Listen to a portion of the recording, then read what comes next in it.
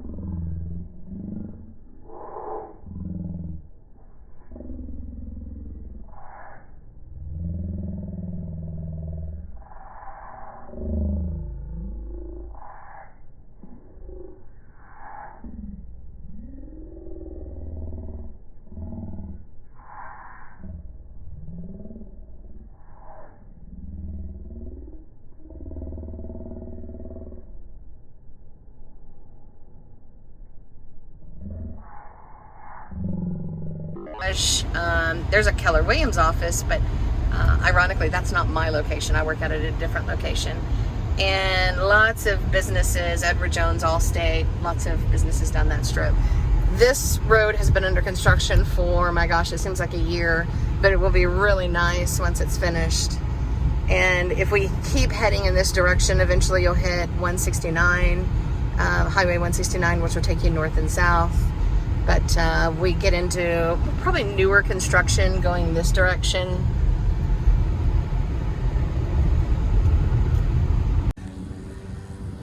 All right, here we are at 1512 West Orlando Place in Broken Arrow, 74011. This is the Silver Tree subdivision. It's a nice subdivision. It does not have an HOA. However, you can tell that all of the yards are well taken care of. No broken down vehicles or anything of that nature. It all looks really well maintained. Looks like a very nice neighborhood. It's a native stone home. It has 3 bedrooms, 2 full baths. It's on 2/10 of an acre, 1,676 square feet, 1 story with a 2-car garage. And they were asking $199.9, but they've just dropped it to $193.9. Let's go take a closer look. So, like I mentioned, it is native stone that it's been painted over, and wood siding. The wood siding, you can tell where they've had some issues with wood rot, and what they've done is they've come in and they've put Bondo over it, which is fine. I do that too, but there comes a day eventually where you just have to replace the wood. But so far so good. It looks good and covered, and that's the main thing.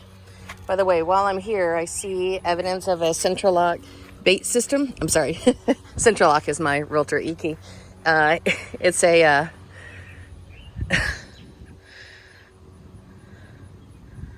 I just completely forgot the name of that. Centricon, there we go. Centricon bait system for termite treatments. So what that does is it attracts the termites to that bait system. They eat off of it and then they die. And then if the owner has it currently monitored through a local pest inspection company, then they will come out once a quarter, check the bait stations, which are spread all the way around the entire perimeter of the home. They'll check the bait stations, and if they can tell that the termites are still active and eating off of the bait, then they'll keep refilling it and keep monitoring it. Once they have, I think it's 2 quarters that they've not had any termite activity, then they tell you, look, stop paying me. Obviously your termite problem is gone. A little bit of exposed wood here. It's not a huge problem, but you don't want exposed wood. You don't even want gaps like this, because you could allow moisture intrusion. The garage is a nice size. I like how they have, not all of the panels, but a lot of the panels have this insulation on it, which is nice. I think they probably had an owner who worked out here in the garage, and they had a hole cut out for a window unit. I noticed a patch on the outside of the siding as well. Obviously it's not perfect, but it looks like it's doing the job. The electrical panel is just there between the boxes and the metal shelf. That's probably the door to get inside the house. This is probably heat and air, but there's things in front of it, so I'm not able to move their stuff. Although a home inspector would definitely get inside there and tell us what the age and the condition of the heat and air and the water tank is. This would be your access to the attic. Should be a pull down stair, which the fridge will have to be relocated before an inspection as well, so that we could get that fully extended. It does have an automatic garage door opener. So far, so good. Now, in Oklahoma, we have a high clay content in our soil. And because we have a high clay content in our soil, and because we have varying temperatures, our temperature can have a 30-degree swing on a normal day. That clay expands and contracts, and because it does that, and our houses are built on the soil, our houses are always moving somewhat. And because the houses are always moving, we tend to have cracks in our slabs. Now, the garage slab is not poured to the same consistency nor thickness as the home is. So just because we see cracks in the garage, that does not mean that we're going to have cracks in the slab of the house as well. A little more wood rot there as well.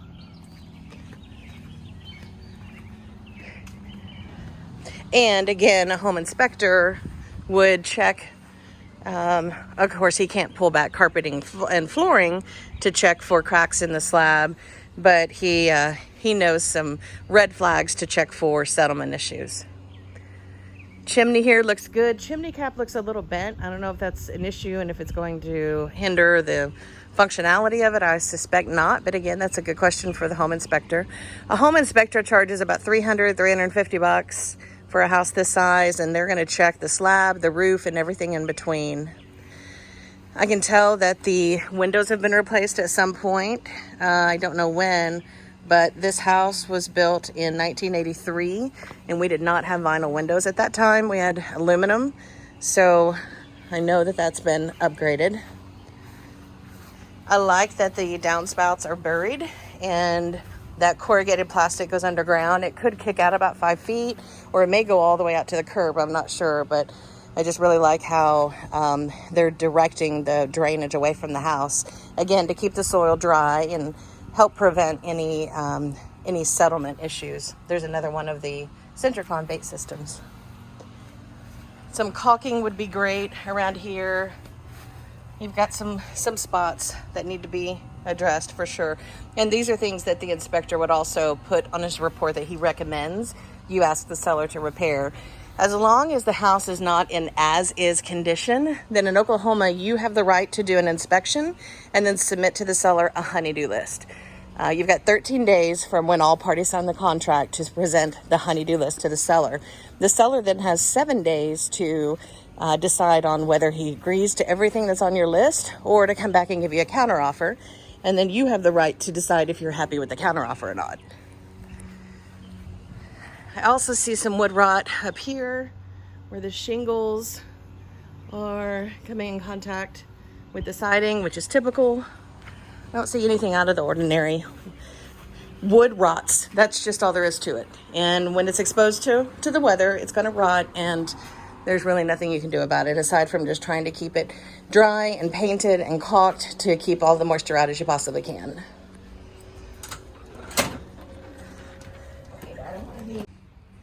Okay, I've walked through the front door and then got out the side door, and now I'm on the east side of the house. So I was just standing on the other side of that fence looking at the siding in the video a moment ago. So now that we're over here, I see again continuation of the Centricon bait system. Here is our AC unit. It's an American Standard, which is a good brand. Let's see if I can get a date. March of 2001. So it's 20 years old. I always say don't count on these guys lasting more than 20 years. Now, if they've had it serviced once a year like they're supposed to, it very well could.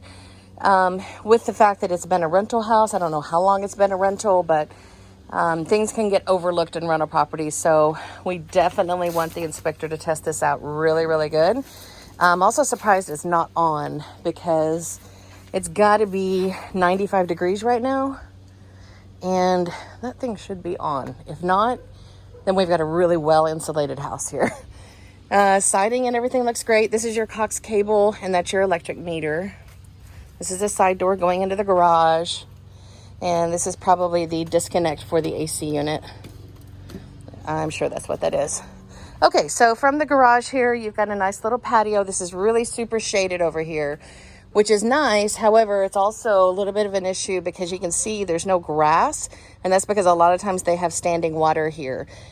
The tenant said that part of the issue is that the gutters, if you can kind of look, do you see how the gutters are tilted out? Also, there doesn't appear to be the proper angle in the gutters. So what happens is that all of this runoff from all of the roof goes down here, and then there's no downspout. So it's just catching here where that cap is, and then it's just billowing over. And it's all falling right here. So definitely need some work on your guttering system. I like this covered area here. This is a nice big covered patio with vaulted ceilings. So this goes back into the living room. That's kitchen, that's hallway, and then master bedroom is over here. We'll get to that in a moment. But this is a huge covered patio. Very nice. Very pretty pergola.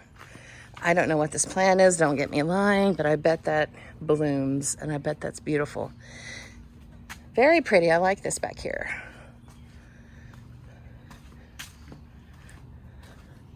So the yard's not huge. I don't know what your intentions are with the yard.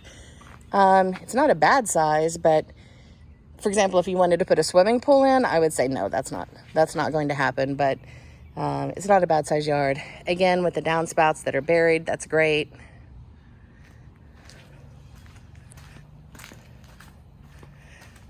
We had a really bad ice storm this year and most of our crepe myrtles died. It looks like that one's dead, so that needs to be pulled. Looks like that one died too. All right, let's go inside. Okay, now we're back to the front door. So we have a ceramic tile foyer raised flooring here, which then brings us to carpet. This is a really good size, great room. I like the vaulted ceilings. I like the wood wrapped beams. The paint is an off-white with white trim on this picture rail wall. Native stone on the fireplace with a nice big wood mantle. Looks like we have a gas start on this fireplace, which is here. And it's hard to tell. I'm not sure if that's a wood burning or if it's ceramic logs. We'll check on that. And then a little bit of lighting there.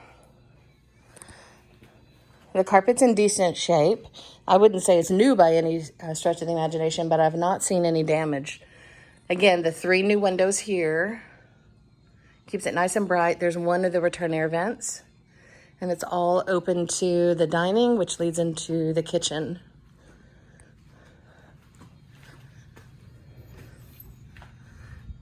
Decent sized coat closet.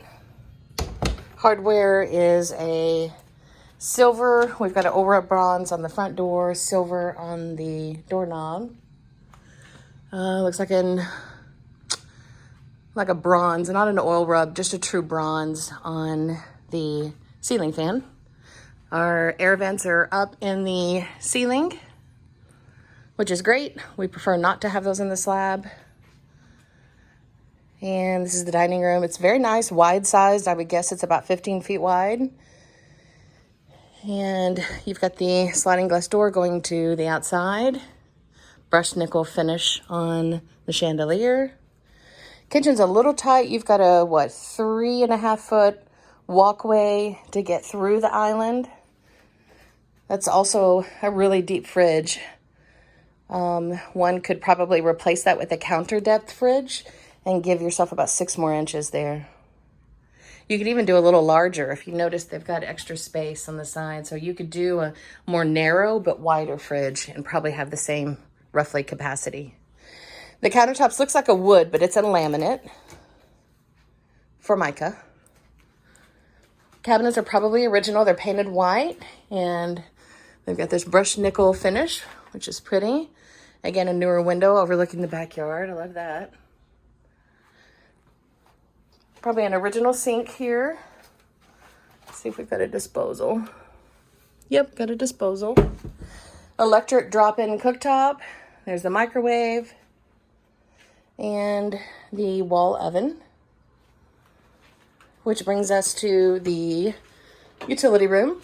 We've got a couple of upper cabinets there, washer and dryer, room for a little deep freeze over here, and a nice pantry. I'm going to pause and see if I can get a light. Well, I can't get a light. It says my iPhone is too hot. It needs to cool down. So it's difficult to see, but I would say it's about 2 feet deep, and it has 1, 2, 3, 4 shelves. It's not a bad size pantry. And back to the kitchen.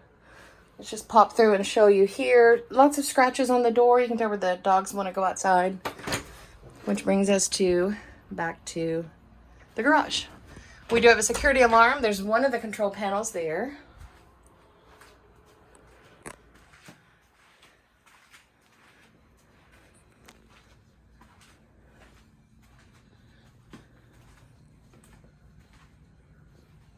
It's nice and light and bright. I like that. Okay, down the hallway, we have 3 bedrooms and the first of the 2 baths. This is the hall bath. So we've got a really nice long vanity, only 1 sink, but it's a really nice long vanity. Nice big mirror. So we've got a 2-part bathroom with the sink, which then leads to the shower and the tub, although they've removed the door. So a lot of these houses had it separated to where one could use the sink while someone is using the toilet or the shower. The floor and the tile on the tub surround is a ceramic tile, 4x4. It's a gray color. It's probably original, but it looks great. It's in great condition. I don't see any damage. 1 upper cabinet here. Vent fan looks like it's held up by tape, so that probably needs some work. Toilet, and the tub looks great. It looks like it's even been reglazed. It's in really good shape. Not a bad size hall bathroom at all. The flooring is a laminate wood look. Back to the hallway, I see some stains in the carpeting here, but I hadn't noticed that before. Again, lots of windows bringing in a lot of natural sunlight. Digital thermostat here. Doorbell, carbon monoxide, smoke detectors. Looks like one has come down here, which happens a lot. Batteries start beeping at you and you turn it off. A little more carpet stains here in this bedroom. This is maybe a 12 by 10-ish bedroom. Again, with a new window. Let's take a look in the closet. Wow, nice walk-in closet. It's very good size. Little wear on the paint. Nothing too bad, but just a little wear. And then white and brass on the fixture. Again, overhead vents. All right, let's go to bedroom number 2, which is here at the end of the hall. Same color paint on the walls, which is an off-white. Yeah, you can tell the carpet's a little more worn once you get back to the bedrooms.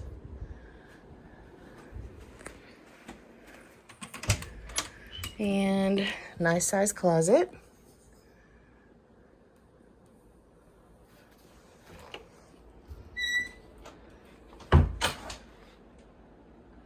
Vent in the ceiling.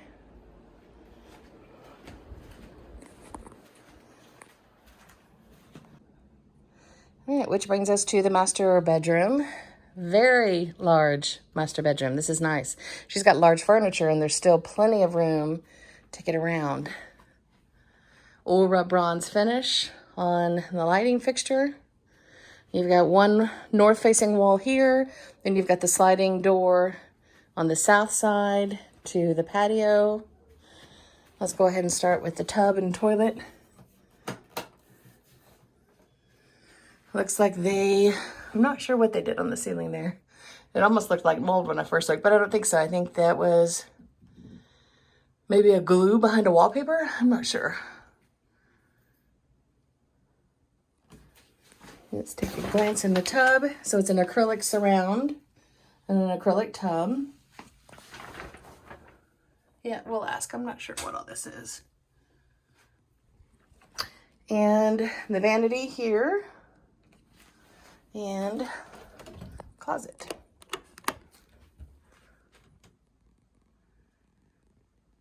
Good size closet.